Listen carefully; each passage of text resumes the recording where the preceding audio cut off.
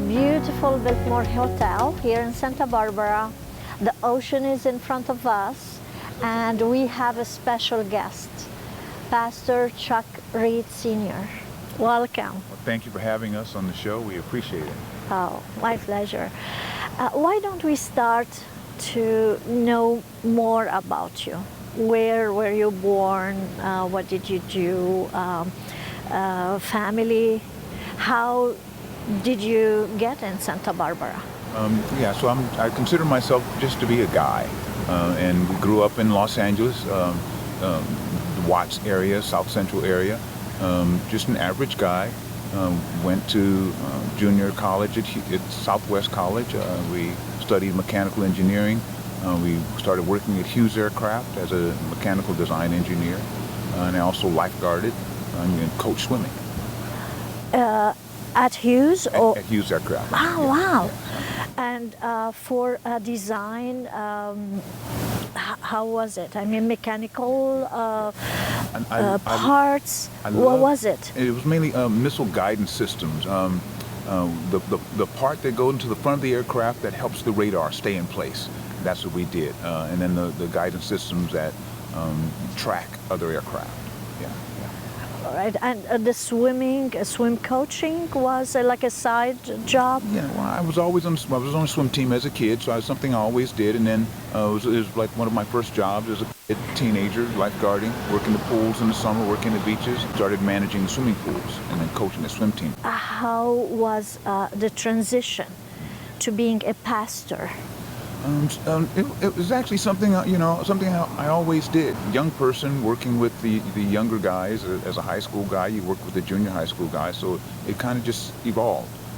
Working with the senior pastors there, I was that guy that fixed the microphones or got the pastor his water, or taught a Sunday school lesson if he was unavailable, or preached on a Sunday morning if he was traveling or on vacation. And this evolved to you finding this is your calling. Yes. Being a pastor. Yes. We enjoyed it. It's really it's a help ministry. Being a servant, not so much being the guy in charge, but being one thing Pastor Reese taught me, a senior pastor. He says, Chuck, in this business you have to be willing to preach a sermon and clean bathrooms all in the same day. It's just the humble servant attitude. Yes. And how was it that you moved to Santa Barbara from LA? We there's an annual conference we would attend every year, and my wife and we were up in Victorville at a conference, and Bishop Williamson, Henry M. Williamson, called us in. He wanted to meet with me and my wife, and he says, Chuck, we have 2 churches available. At that time, I had been an assistant for 30 years. He says, I have 2 churches available, one in Bakersfield, and I had friends in Bakersfield. I thought, great, I could go there. He says, I got a place in Santa Barbara. Of course, I didn't know anybody in Santa Barbara at that time, new to me.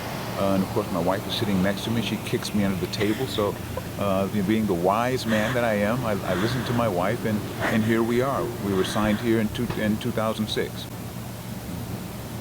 Wonderful, and we're lucky to have you and have her here in this beautiful city. And how about family? Have you got any children? Yes. We've got a beautiful daughter. She's 40, drives us nuts. She's a teacher. She's got a beautiful grandson. Married for almost 15 years now. Elijah, he's 11 years old now. Great young lady. She's teaching in the Oxnard area. And then we have a son, Charles Jr., who's now resting in heaven. He passed away almost 10 years ago from leukemia. And it was it enhanced me. It was a difficult time, but a glorious time. Did this happen after you moved to Santa Barbara? 2 weeks after we moved in town, pastoring a new church, he was diagnosed with cancer. And how long did he survive? He battled it for 5 years, and then he was going through the aggressive chemo and aggressive therapy for about 2 years. The doctors had kind of given up on him. They said there's nothing else he could do. They sent him home to stay with us. We thought it's all the time he had left. And he started eating his mom's sausages and biscuits and scrambled eggs every morning. And he picked up some weight. He was able to return back to work. He survived for 2 years. And one day he got a bad cold, and shortly thereafter his lungs were compromised, and he died. He passed away from it. Three things he told me. He said, Dad, I need you to take care of Mom, finish school, and get that red Corvette.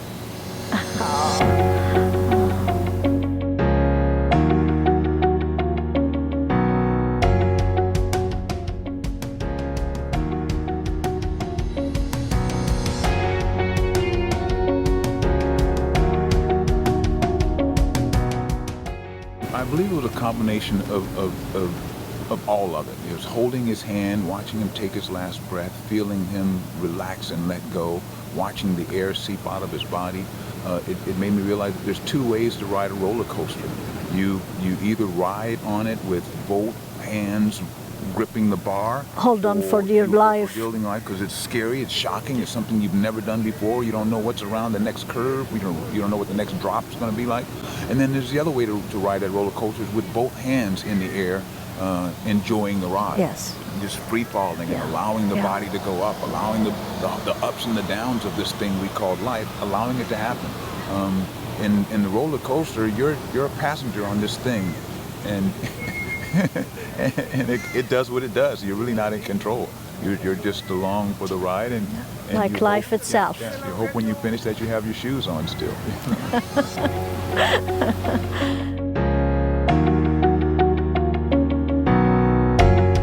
So it's just enjoy the ride as much as you could, or just celebrate the good part of it, but be prepared for the ups and downs of that roller coaster. Yeah, and that's pretty much sums it up. You are at the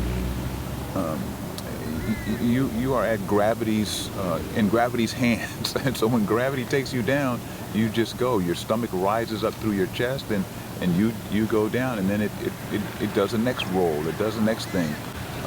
But you enjoy it. At the end of it, when it stops, you're like, "Ooh, we want to do it again." The thrill of it, and life is a thrill ride, and we're grateful for the thrill. That's what makes it so exciting. I realized was that the loss of a child puts a lot of strain on your marriage. Me and my wife, we've been together almost 40 years now, but we knew that would put a lot of strain on us. And so what I really tried to do while we were going through the grieving process was give her as much space as I could give her. And then I realized that in the midst of watching and being strong for her as she's grieving, that I wasn't really grieving, that I was this false person on the outside, was smiling, but I was broken on the inside. And then once I realized she was in a comfortable spot, then I think I was able to really open up and share more. About 2 years after his death, I wasn't able to share. I wasn't able to talk about it. I was all closed in. You deal with the range of emotions, the happiness, the anger, the sadness, the bitterness, the remorse, the grief, and then 5 seconds later you do it all again. And so I learned how to really just those emotional ebb and flow, just like that roller coaster, to not fight the emotion, but to experience the emotion. And through that journey, it really brought me and my wife closer together. I think we communicate better now. We give each other space now. We also know when to draw each other in.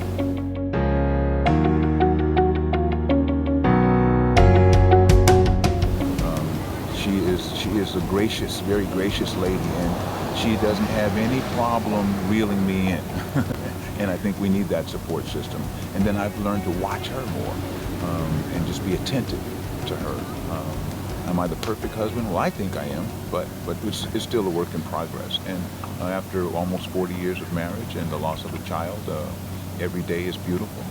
Yeah, and for some of us, we would say, mourning, grieving is easier for him because he is a pastor. That is a two-edged sword, because long before I was a pastor, I was just a guy. And so the human aspect kicks in. There is no class that teaches you how to bury a child.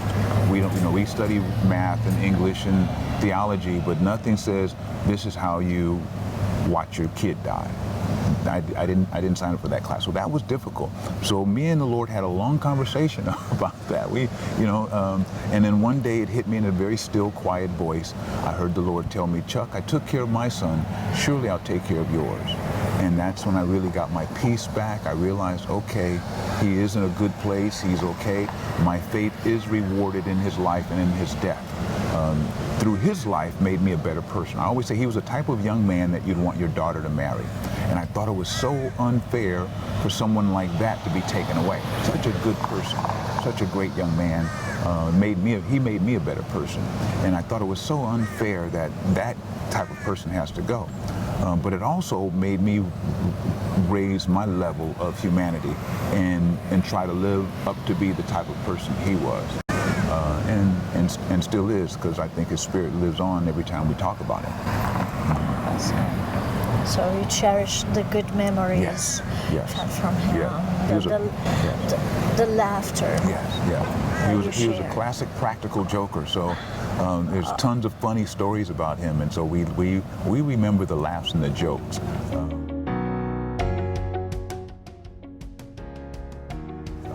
And not so much the death and the sorrow, but we remember the funny things he did, the smile, his movements, his dances, his stories, his energetic smile. He was kind of those people that when they walk into a room, the room is better. The room is bigger. The party starts when he gets there. It's going to happen. It's a process that we have to learn to deal with it. I'm not going to be here forever. You're not going to be here forever. So my job, knowing that, is to make sure that I pour as much love into you as I can, and then you pour as much love into me as I can. As a pastor, you think, oh my goodness, I can just pray it away, or I can just, give you a sermon, but no, this process, you have to go through each dirty emotion and each overwhelming tear of joy. You have to allow yourself to live it and to experience and to breathe it. And this is the main thing that I learned from it. As soon as I went from it, I asked the Lord, why am I going through this? And then a few weeks later, I have a friend who loses his son. And then I'm like, oh, I'm here to help him. I've experienced something that he's never experienced. So let me help him through it. So we're all placed here to help someone else. And so that's what I received from it. My son helped me be a better person in his death, and in my life I have to help someone else be a better person. Any last sentence you would like to leave your audience with, especially those who are grieving? What would you tell them? The simple joy of smiling every day, the simple joy of sharing your story. We are all blessed with these unique lives that we've lived, and the stories of how we got to be who and where we are in life. And I think it's so important for us to share our story, share our testimony. One thing I tell the congregation is, tell your story and give God the glory.